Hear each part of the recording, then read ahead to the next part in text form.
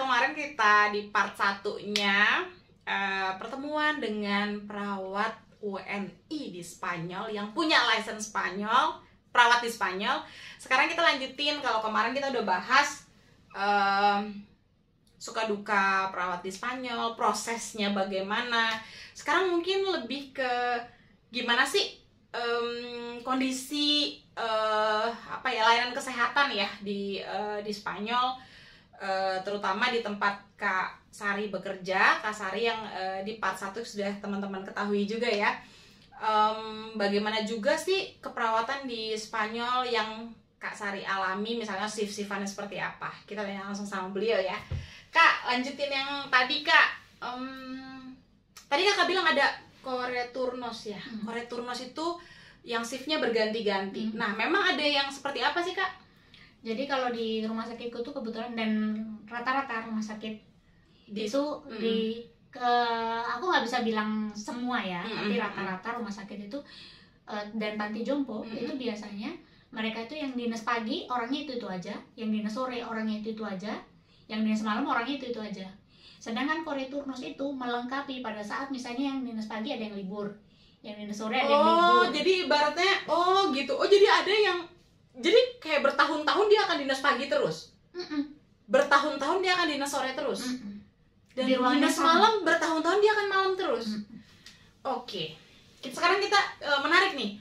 Kalau kita kan di Indonesia kan pagi, sore, malam, malam, sore, pagi, atau malam-malam lepas, sore, pagi gitu ya. Kalau di Spanyol ada yang sifatnya menetap.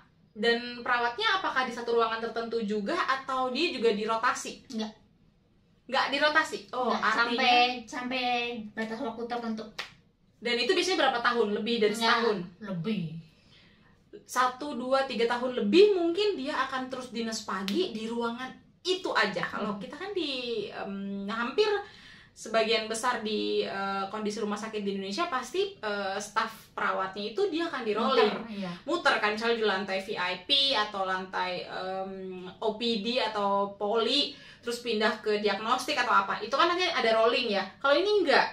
Baik pagi terus, kayaknya kalau pagi terus gimana tuh? Shiftnya kalau pagi jam berapa sampai jam berapa Kak rata-rata? Kalau pagi itu jam 7.30 sampai jam 14.30.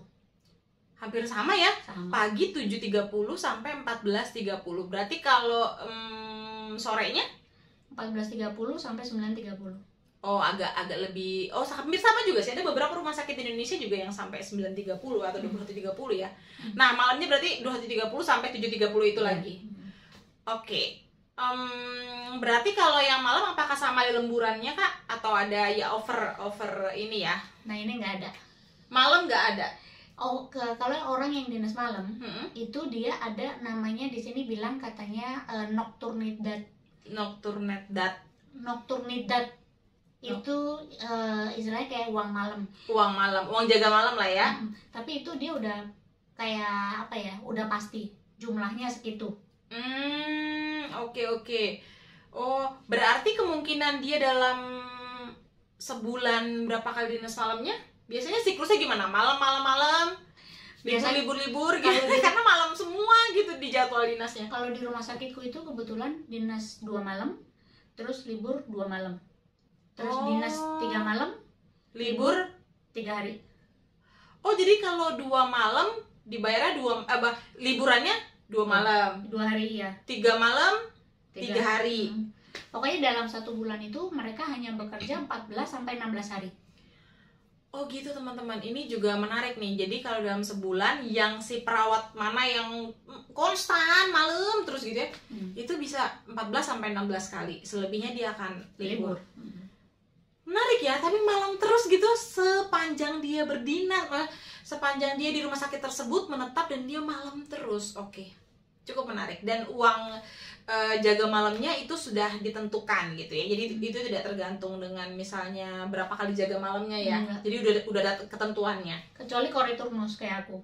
Koreturnos yang lagi. Tadi ya, yang dia adalah menggantikan siapa yang di dinas pagi, sore atau malam yang sedang tidak bisa. Sedang libur. Apakah semua perawat bisa ngambil jadi koreturnos Kak? Enggak, itu ditentuin sama rumah sakit. Oh, dan kakak sebagai perawat asing di Spanyol boleh jadi koreturnos? Boleh. Oh, berarti nggak semua, Dan ada kan perawat Spanyol asli yang dinasnya koreturnos? Ada. Itu kan ditanyain. Oh, kamu pilihnya apa? Oh, ditanyain sama pihak pada saat interview. Pada saat interview di rumah sakitnya ditanyain. Kamu pilih apa? Yang menetap apa koreturnos ya? Kok berarti kalau seperti Kak Sari yang sukanya tantangan cocoknya koreturnos ya? Iya sih. Karena kan nggak monoton ya? Nggak monoton. Yang dinas pagi juga kayak kantoran dong ya? Iya. Iya dong, kayak kantoran kan Kak? Tapi lebih cepat pulangnya. Iya, lebih cepat. Iya betul. Tapi kan tetap aja ya aktivitasnya kan tinggi. Iya. Oh gitu. Bangun pagi lagi. Iya, bangun pagi 7.30 ya. Kakak nggak suka ya? Makanya suka diselingin ya, ada sorenya, ada malamnya. 7.30 sampai 14.30 teman-teman. Hampir semua begitu. Yang sore pun demikian gitu ya. Oke, itu dari shift dan dari jam-jam shiftnya. Apalagi ya, kalau tadi kakak bilang juga yang menetap, adanya jenis ruangan apa aja yang kakak sekarang jalanin? Ruang pemulihan, RR post op? Bukan, post op ada lagi. Oh, ada lagi. Ini ruang pemulihan itu pasien-pasien yang kayak lagi rehabilitasi gitu. Oh. Pasien-pasien yang post stroke gitu-gitu. Oh, kayak rehab medik ya? Nah, terus udah gitu ruang paliatif care. Palliative care nih, palliative care teman-teman itu juga biasanya banyak ya Kak di setiap rumah sakit itu ruang paliatifnya juga banyak ya? Lumayan banyak ya. Oke. Pemulihan, paliatif, post op. Post op. Ya, post op. Bueno, pre sama post lah. Keduanya ya. Tapi post op operasi di sini itu beda dengan operasi kita di Indonesia. Apa tuh Kak bedanya? Jadi waktunya operasinya udah ditentuin. Oh, semua elektif? Iya, semua. Jadi nggak ada yang sito Kak? Nggak ada, karena kami nggak punya UGD. Di hampir semua layanan rumah sakit yang lain di rumah sakitku aja. Oh, di rumah sakit Kak Sari ini kebetulan nggak ada UGD-nya, jadi post op-nya pasti terjadwal semua.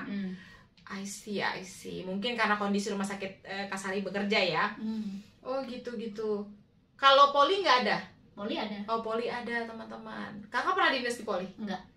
Oh, emang selalu di rawat inap ya. Oke.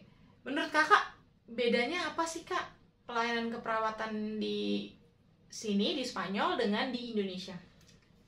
Kalau di rumah sakitku aku nggak bisa bilang bahwa ini general ya, general di Spanyol enggak ya teman-teman. Disclaimer ya.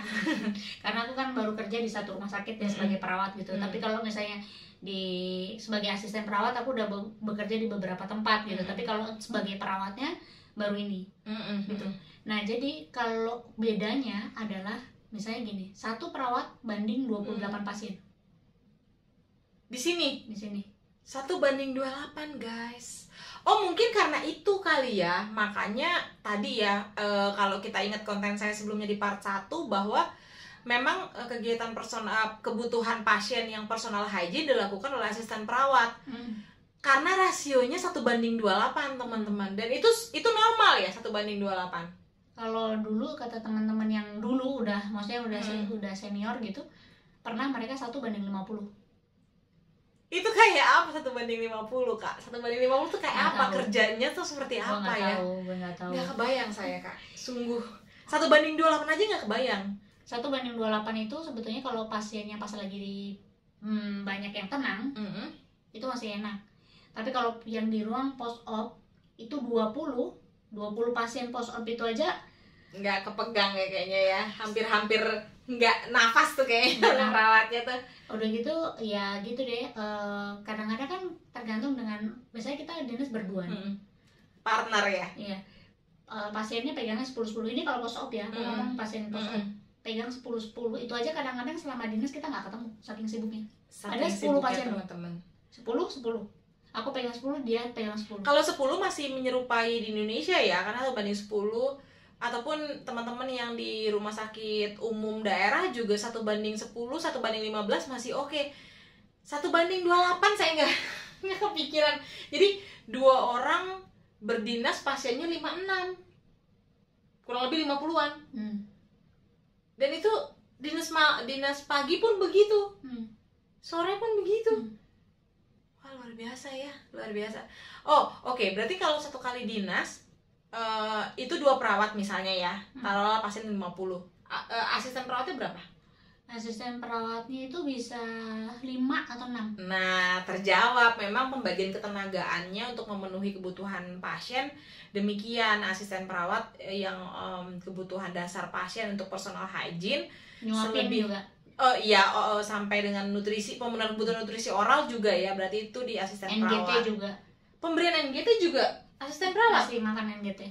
Oh, I see. Oke, nanti ini menarik ya, menarik sekali. Kalau teman-teman mau ditanyakan boleh loh. Tapi nanti selanjutnya mungkin nggak bisa ini langsung ya, karena ini saya upload mungkin saya sudah kembali dari Spanyol. Ya. Oke. Berarti 5 asisten perawat, 2 perawat dengan pasien 50-an gitu ya. Itu luar biasa sih. Sebetulnya sih 50 bener tuh jarang ya. Paling ya 48 lah, iya. 40 berapa. Taruhlah 40 sampai 50, berarti kan 1:20 juga gitu kan. Dengan asisten perawatnya 5. Oke. Nah, kalau kayak handover gitu atau operan gitu, kalau di Spanyol ada bentuk kayak gimana tuh, Kak? Kalau kita sih nggak ada. Kita tuh pencatatannya tuh semua kan di komputer. Oke, sudah digitalize komputer semua ya. Jadi nggak ada yang nulis-nulis catatan integrasi lagi. Nggak ada. Semuanya by computerized. Wah, itu teman-teman. Jadi jeleknya sebenarnya ada jeleknya, ada bagusnya. Bagusnya karena kita bisa melihat catatan dari tahun jebot, nggak usah pusing. Bukan dari tahun jebot. Iya, maksudnya untuk berapa tahun yang ke belakang semenjak udah ada rekam medis yang digital itu bisa diakses. Bisa. Oke. Nah, ini juga udah kebanyakan di rumah sakit di Indonesia ya, Kak. Terus jadi kalau misalnya handover ke operan itu kita ngeprint dari situ. Nah, nanti kita ngomong aja yang penting-penting. Oh, hampir sama nih kalau kayak gini ya. Ngomong yang penting-penting, karena selebihnya ada di rekam medis yang di komputer ya. Oke. Berarti tapi yang pentingnya maksudnya yang penting di pasiennya. Jadi misalnya pasienku ada 28. Yang ada kejadian misalnya cuma 5, ya yang aku perlu 5 aja. Oh, selebihnya di yang shift selanjutnya bisa baca. Oh, berarti kalau jadi saya teringat nih, kalau 2 berarti nggak ada yang jadi kayak PJ shift ya kalau di Indonesia. Nggak ada ya. Jadi semua mandiri dari perawat itu adalah PJ, penanggung jawab. Oh, perawat. Berarti sistemnya primary nurse gitu kali ya. Penanggung jawab utamanya pasien ya. Iya, yang ngelaksanain kan asisten. Oh, oke, Kak. Perawatnya bagian yang kolaboratif sifatnya, seperti pemasangan yang invasif, pembagian obat, medikasi. Oh, iya, selebihnya memang kalau untuk yang pemberian makan. Tapi kalau penggantian cairan infus nggak boleh asisten perawat kan? Di mana batasannya?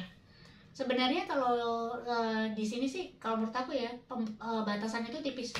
Karena gini, misalnya contoh, aku ada satu asisten perawat yang aku nggak percaya, misalnya, aku nggak akan kasih dia untuk ganti infus.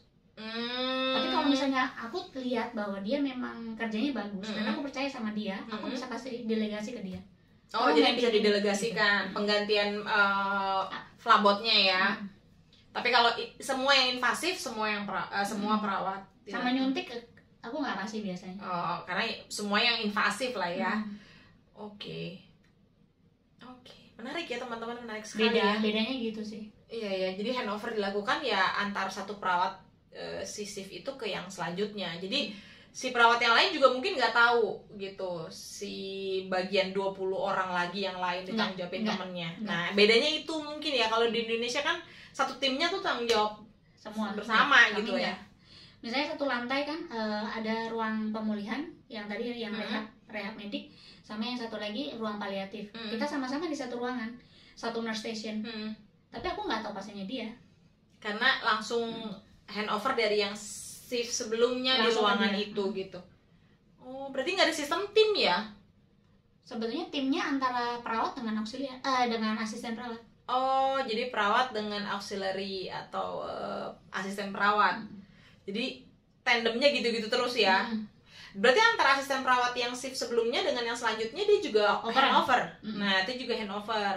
Mungkin kalau di Indonesia mungkin kan terkait sama kebutuhan logistiknya ruangan aja tuh biasanya tuh, atau berapa yang sudah disiapin.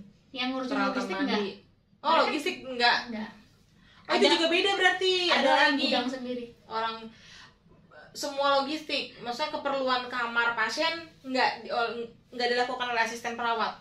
Kalau misalnya yang berhubungan dengan misalnya tempat Linen gitu, mereka yang ngurus. Tapi kalau misalnya kayak alat-alat kesehatan, oh berarti sama, obat-obatan. masih sama Kak. Berarti kebutuhan linen memang asisten perawat yang ngerjain ya. Oke, sama. Oh, menarik ya, menarik. Terus tadi Kakak bilang sempat ada di di ruangan paliatif, pemulihan. Itu pre dan post op. Berarti pembagiannya begitu ya, hampir kebanyakan ya. Dan tidak sembarang korek turnus bisa masuk semua ruangan. Kalau Kakak kebetulan di semua ruangan Kakak masuk, kecuali memang OPD poli Kakak memang nggak memilih itu ya. Bukan nggak memilih, karena memang ada perawat khusus. Oh, kalau OPD ada perawat khususnya gimana tuh Kak? Kerjanya cuma 4 jam. Oh, perawat OPD di Spanyol 4 jam kerjanya. Emang itu menyamakan dengan shift atau waktu kerja si dokter yang diasistensiin atau oh, jadi mengikuti teman-teman. Berarti mungkin gak dalam satu hari dia di dokter spesialis bedah saraf lalu selanjutnya enggak, kami kan nggak semua bedah ada. Oh, atau misalnya interna gitu. Nggak ada. Oh, nggak ada penyakit dalam. Nggak ada. Jadi kami cuma bedah, misalnya bedah mata, terus rino, THT, terus sama apa lagi namanya, kayak bedah umum itu kayak yang varises, kayak hernia gitu deh. Terus sama bedah tulang. Oh. Jadi pemasangan protesis gitu, gitu. Oh, iya. Di kondisi di rumah, kembali ya disclaimer teman-teman, di kondisi tempat di mana Kasari bekerja. Karena rumah sakit kecil, bukan rumah sakit besar. Oke, di rumah sakit kecil di Santander, Cantabria ya. Oke. Wah, menarik ya Kak. Kita udah bahas banyak sebenarnya. Nah, kalau organisasi perawat sendiri di Spanyol gimana Kak? Yang Kakak tahu? Kalau organisasi perawat sendiri di Spanyol itu ya sebetulnya kurang lebih sama dengan PPNI. Tapi kita punyanya setiap provinsi ya, mungkin sama juga ya. Kalau di sana kan kayak ada Jakarta, ya, PPNI mana, PPNI. Wilayah ya, ke wilayah atau kabupaten sampai dengan iya, oke. Jadi gitu, sama aja sebenarnya. Sama ya, berarti sebenarnya per provinsi di Spanyol juga ada. Tapi mereka saling berkoordinasi nggak untuk satu wilayah nasionalnya Spanyol? Sebenarnya sih kalau aku lihat ya, sebenarnya tidak seperti di Indonesia. Nggak satu komando gitu ya? Enggak, kayaknya sih enggak. Jadi berarti Kakak yang di daerah Cantabria ya? Tapi kalau misalnya aku kan punya kartu anggota dari Cantabria. Misalnya aku mau kerja di Barcelona lah, bisa juga. Bisa juga ya teman-teman seperti itu. Wah, menarik sekali ya. Saya juga ada beberapa yang kami belum pernah bahas sebelumnya sebenarnya. Gitu. Jam kerja tadi udah. Oh iya, kalau di Spanyol kekurangan tenaga perawat nggak sih Kak? Banget teman-teman, mungkin banyak peluang nih kalau teman-teman mau ya. Iya. Banget, karena orang Spanyol sendiri nggak suka jadi perawat kali ya Kak? Sebenarnya kalau aku perhatikan bukan nggak suka jadi perawat, nggak suka belajar. Nggak suka belajar. Ini seorang yang sudah tinggal 7 tahun lebih ya, mengamati ya. Memang karena ada opsi ada karena faktor itu ya, nggak suka belajar. Contoh beberapa asisten perawatku yang aku lihat sepertinya pinter lah, yang maksudnya menurutku pinter gitu ya. Aku kan nanya sama dia, kenapa sih kamu nggak ngambil keperawatan aja, kan kamu tahu kebutuhan perawat kan lagi banyak gitu, terus lagi butuh gitu. Jawaban dia, aku malas belajar. Karena yang mau dipelajari perawat banyak banget ya, dan kalau malas belajar ya nggak bisa juga ya. Aku malas belajar, terus selain itu juga mahal. Tuh teman-teman, pendidikan keperawatan di Spanyol mahal. Lebih mahal Kakak dibandingkan dengan mata kuliah yang jurusan yang lain? Kayaknya sama deh sama di Indonesia. Jurusan kesehatan itu lebih mahal dibandingin dengan yang lain. Yang non kesehatan, jurusan kesehatan memang lebih mahal. Apalagi kan pasca Covid gini kan memang tenaga profesional keperawatan itu kan jadi memang semakin dilihat oleh publik luas bahwa memang diperlukan sekali gitu ya. Karena nggak mau menutup kemungkinan kita mungkin sebenarnya amit-amit nggak pengen, cuman ya belajar dari pandemi COVID ya Kak, memang apalagi kalau satu negara dia kekurangan perawat, kasihan banget ya gitu, karena bagaimana mau menjaga stabilitas negara kalau terjadi outbreak lagi gitu atau wabah lagi gitu ya. Dan kebanyakan udah mulai masuk perawat-perawat dari luar loh. Nah, selain dari Indonesia yang kita banggakan ini Kakak sendiri gitu ya, adakah yang dari warga negara mana biasanya yang temanku tuh ada dari Peru. Peru ada teman-teman. Karena dia kan rata-rata berbahasa Spanyol ya kalau Peru. Oke. Yang lain Kak? Dari Salvador. Salvador juga Spanyol ya? Bukan. Salvador ada salah satu negara San Salvador itu loh. San Salvador. Oh, oke. Dia juga belajar bahasa Spanyol berarti kan? Bukan, dia memang sudah berbahasa Spanyol. Oh iya kan? Iya benar kan, berbahasa ibu Spanyol. Iya. Jadi mungkin yang satu rumpun bahasanya. Ada nggak yang di luar seperti Kakak gitu dari Indonesia? Nggak ada ya? Enggak. Di luar negara itu tadi ya? Kalau katanya sih informasi dari teman yang yang banyak berhubungan dengan orang KBRI, aku adalah perawat Indonesia pertama di sini. Makanya saya buat konten ini teman-teman, karena saya merasa saya rasanya kok nggak afdol rasanya ketemu Kak Sari jauh-jauh ke Barcelona. Kak Sari pun sebenarnya jauh loh dari Santander ke Barcelona, itu perjalanan bis 9-10 jam ya. 10 jam, karena dari utara kami di Barcelona tuh kayak menyilang gitu ya. Jauh-jauh kita nggak bikin konten tentang keperawatan, jangan sampai saya menyesal ya, jadi saya harus membuat itu ya. Perawat pertama, info dari KBRI sampai saat ini. Jadi kalau mungkin teman-teman ada yang tertarik ya monggo silakan lanjutkan pendidikan keperawatan di Indonesia, kuliah yang baik, mungkin punya pengalaman dulu di Indonesia sehingga pada akhirnya kalau ada rencana untuk punya cita-cita untuk berkarir di luar negeri sebagai perawat, why not coba Spanyol gitu ya. Tapi tadi ya bahasa Spanyolnya harus sampai dengan level C1 ya yang aturan sekarang. Jadi harus mulai tuh dicicil-cicil kalau memang tertarik ya di Spanyol ya. Nanti siapa tahu jadi ketemu sama Kak Sari dan seru-seruan bareng ya. Ya mungkin bisa buka praktek, who knows ya Kak. Kalau di sini agak susah sih. Agak susah ya kalau buka praktek mandiri ya. Di sini agak susah karena di sini tuh perizinan. Satu perizinan, dan kalau kita mau buka usaha itu tuh banyak banget yang diminta. Jadi surat-suratnya, berkas-berkasnya, duitnya juga banyak. Jadi nggak disarankan juga ya. Memang lebih baik bekerja aja di institusi rumah sakit ya. Itu bisa juga menjadi opsi ya, berkarir di luar negeri ya teman-teman kalau memang pengen ya. Oke Kak Sari, ini kayaknya memang masih banyak yang dikupas tuntas. Mungkin saya nanti akan bahas lagi dengan Kak Sari di konten yang lain. Mungkin kalau ada pertanyaan nanti akan kami coba rekam ya. Jadi kalau kami paling nanti by rekaman ya, karena saya nggak mungkin dalam waktu dekat ini langsung balik ke Barcelona lagi ya, karena ya tidak memungkinkan juga rasanya. Jadi mungkin by DM nanti kita bisa atau zoom meeting paling yang di recording ya. Itu teman-teman, jadi sampai jumpa di konten jalan-jalan. Mungkin kalau nanti ada pertanyaan kalau ada hal yang kita bahas menarik terkait keperawatan, nanti akan kita lanjutkan di konten yang selanjutnya. Jangan lupa saksikan konten ini dan kasih komentar ya. Terima kasih, adios. Thank you Kak.